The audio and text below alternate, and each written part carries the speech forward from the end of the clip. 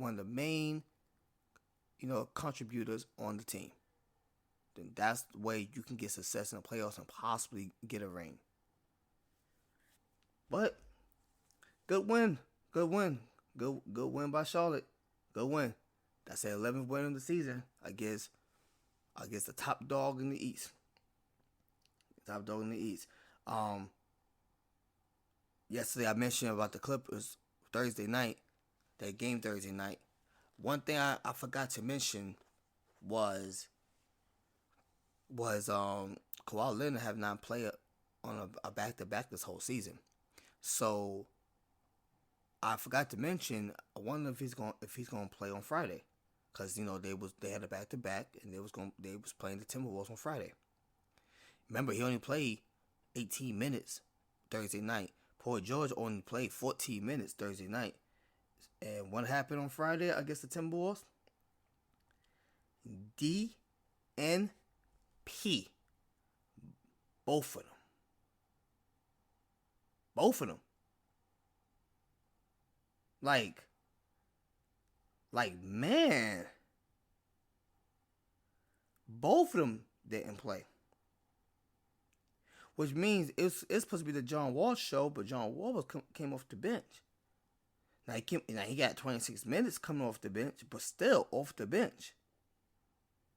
I don't know what's going on with the Clippers. I have no idea.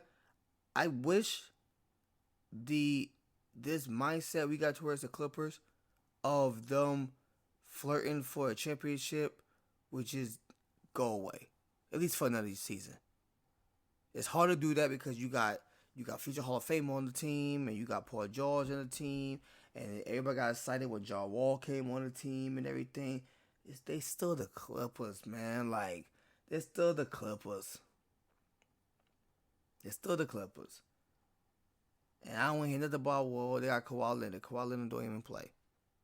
No reason for him not to play a back-to-back this time. You played 18 minutes. 18 minutes. So why couldn't you play today? I don't understand.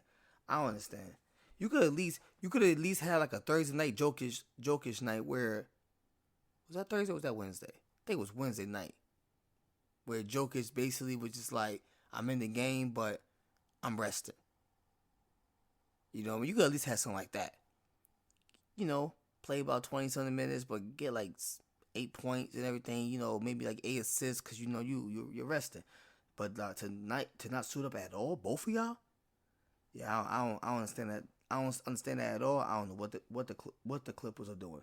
Speaking of Jokic, after he had that rest in the previous game, either Thursday or Wednesday, whatever day it was.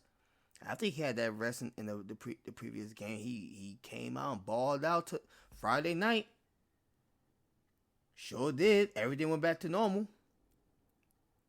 Murray got his 14 back to normal. Murray got his 18 back to normal. Caldwell Pope got his 14 back to normal.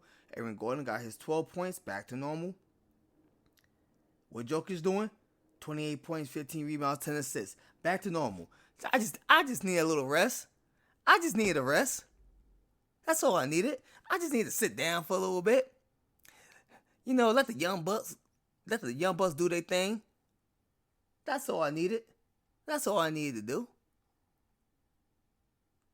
Let the young bucks do their thing.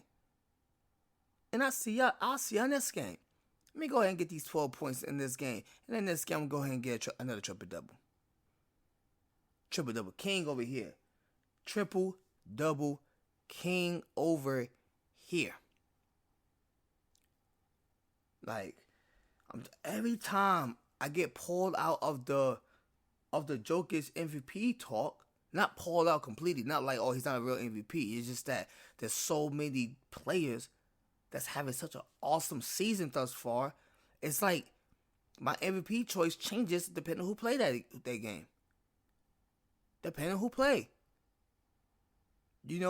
Wednesday, I was like, yo, Giannis is like, he about to get this. And then on Friday, Giannis get 9 points where Jokic get a 28-point triple-double. Giannis Giannis team give up 51 points in the first quarter against the I guess a 10 win team and the Charlotte Hornets. You know, Giannis team give up 84 first half points against a 10 win team and the Charlotte Hornets. Giannis don't get double digit scoring out of like 100 and something straight games against a 10 win team and the Charlotte Hornets. And Jokic go ahead and get himself a 28-point triple double against the Cleveland Cavaliers. One of the main Eastern Conference surprises that's gonna make the playoffs while our playing a real playoff team. Now, Donovan Mitchell did not play in this game. Rest, understandable. He had a hard week. He went hard this week. Remember, man, Donovan Mitchell, he's not just he's not a shooter. Like, he's not just gonna be, in the corner three and just shoot. He slashes, he drives the lane, you know what I mean? He gets his own rebound on the free throw. He do so much, man. After a while, it's like, hey, man, let's go ahead and take a little rest, man. We all right, man. We all right. It's Friday. Let's go ahead and start this weekend, man. Take a little rest. It's all good. But regardless if Mitchell played or did not play, that was still like a Jokic game, and still another win for the Denver Nuggets. That's really trying to furthermore get ahead with that first place spot of the Western Conference, because it really feel like okay, Denver is number one, and that's the Pelicans get like 2 games in a row, and that's the Grizzlies get like 2 games in a row, and then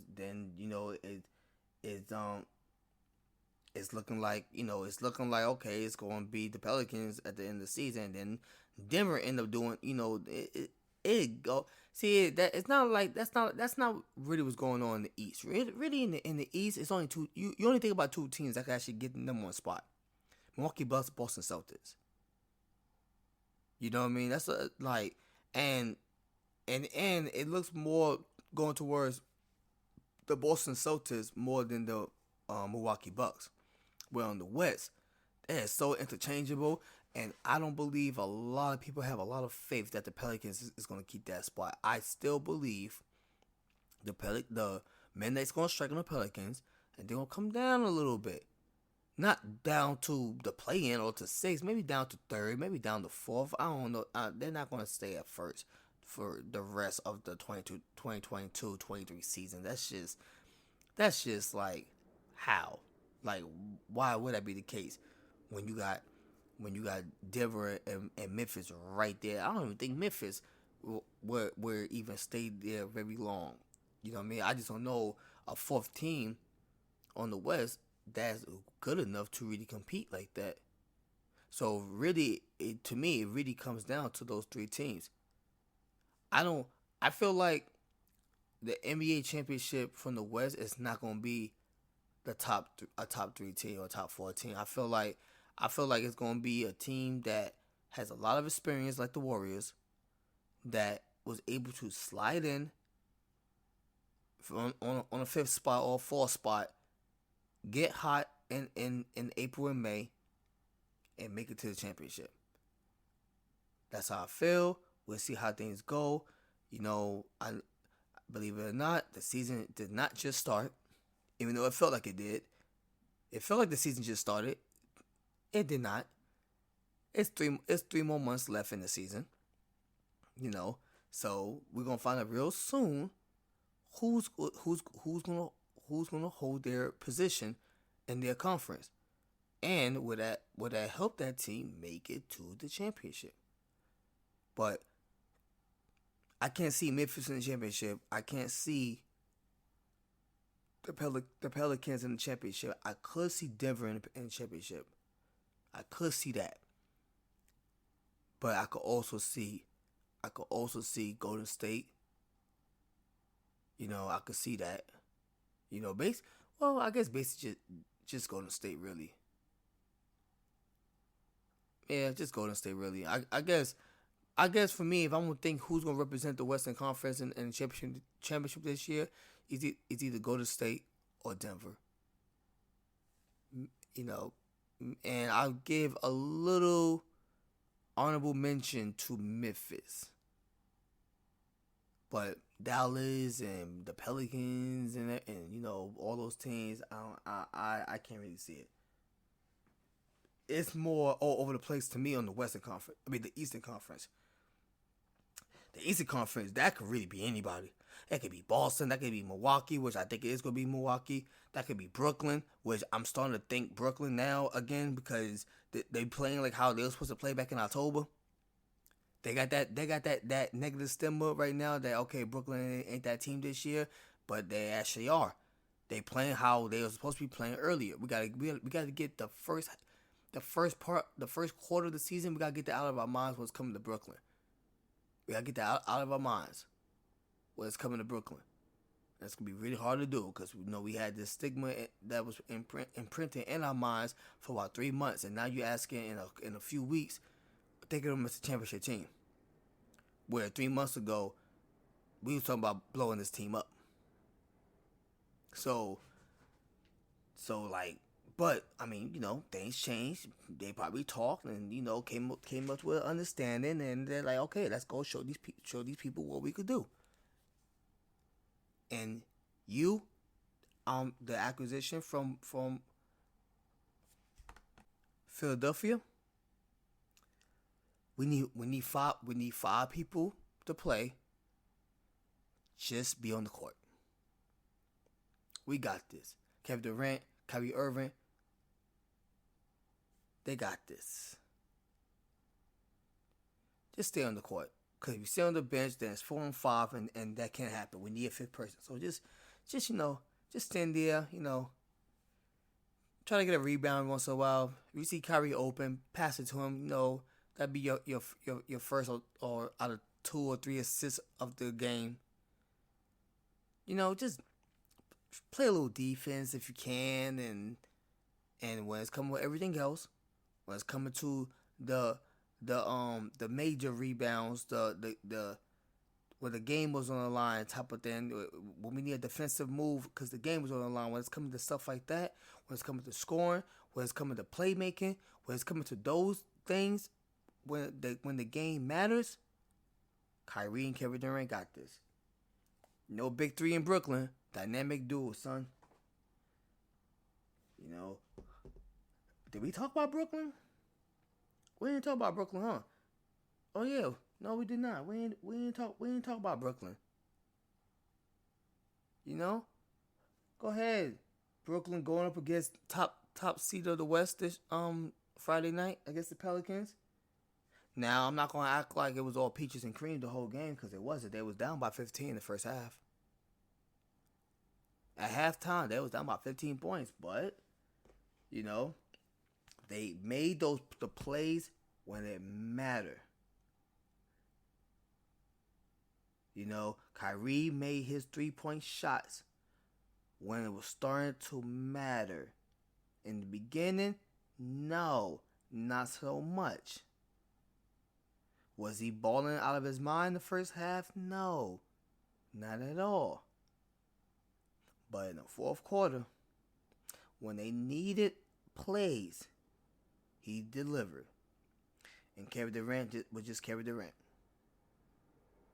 Like he always is. 33 points, 10 rebounds. He made 4 3-pointers. Kevin Durant was Kevin Durant. And everybody else, they tried. They contribute. O'Neal contribute. Claxton, for some reason, he got like 100,000 All-Star votes himself. I don't know why. He was got a big family, but he contribute. The bench, they was able to give their starters rest when the starters need rest, and then they sat back down. Except T.J. Warren. T.J. Warren is like the